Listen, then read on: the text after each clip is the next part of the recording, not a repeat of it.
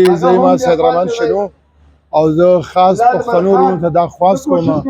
خاص کر د کور می خلکو ته چې هغه پاخه مسلمانان دي او ښه مهمان نواز دي او ښه خلک دي نو دوی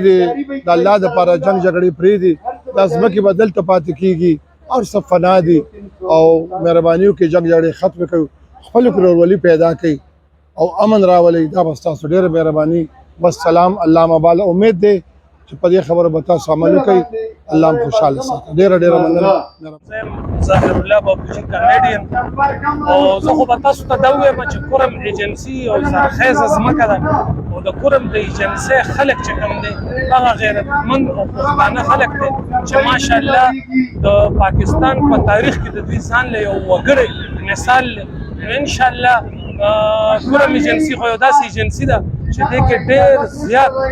تاسو ینګ جنریشن وګورئ ډېر قابل خلک دی پکې او هرې شعبې سره تعلق لرونکي خلک پکې دی ځکه چې لومړي کې ما وویل چې دا ځمکه چې کوم ده د کورم ایجنسۍ دا زرخیزه ځمکه ده انشاءالله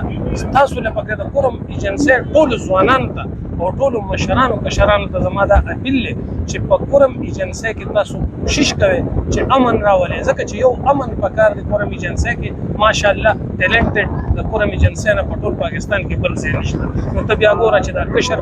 کوم ځای ته ځان رسوي او کوم ځای ته رسي. ډېره مننه مهرباني.